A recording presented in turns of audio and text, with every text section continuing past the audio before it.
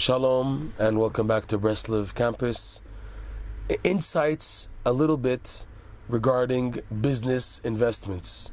There's an attitude in the world that people try to take special courses and classes and seminars on how to make money, how to become rich, how to develop yourself and your income. And there are millionaires and philanthropists and very big billionaires who've written books of their secret to success, and they want to help you and to share with you. And it seems, on one hand, makes a lot of sense, and a lot of people get interested in this. The results, we don't see so much the results, because most people, they will argue, I didn't have enough guts and strength to follow it out all the way. So, but at the end of the day, you see that for the majority of people, they're stuck in a way with their financial difficulties, whereas the secrets of success are still very few. And people try to change it and say, yes, learn how to do this and this and that. It all sounds fine and dandy. And it may work, it possibly can work, who knows.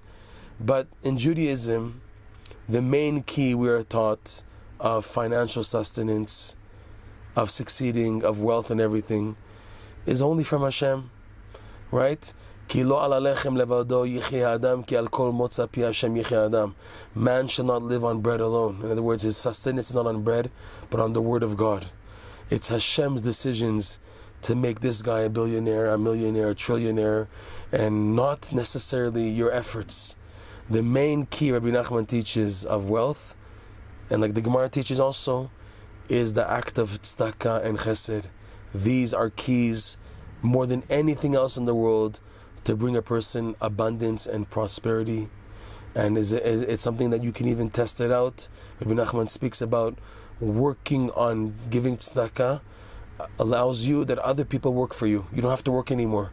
You have more time to daven and learn and devote yourself to direct devotions related to serving God, as opposed to indirect ones such as working. Working also, when you're working in order to give tzedakah, in order to pay for Torah education for your children or whatever, in order to have money for Shabbat and invite guests.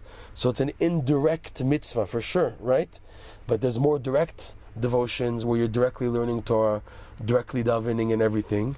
And Rebbe Nachman teaches that when you work on breaking your coolness and developing an attitude of trying to give to other people, this brings such a level of abundance to a person that he can begin to devote himself to davening and learning and teaching Torah, etc.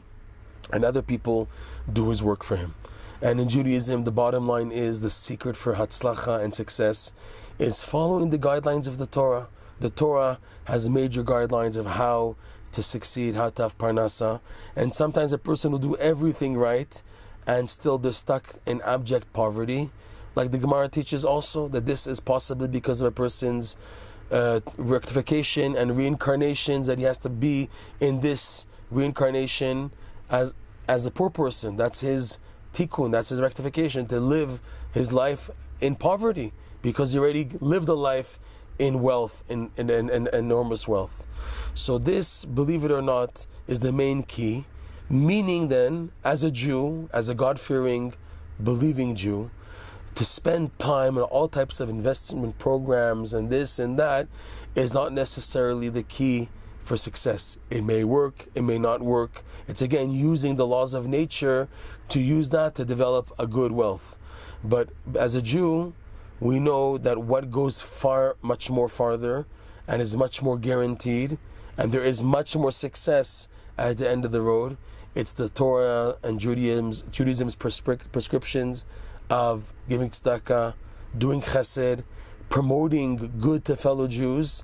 This is a key for blessing and abundance and shefa.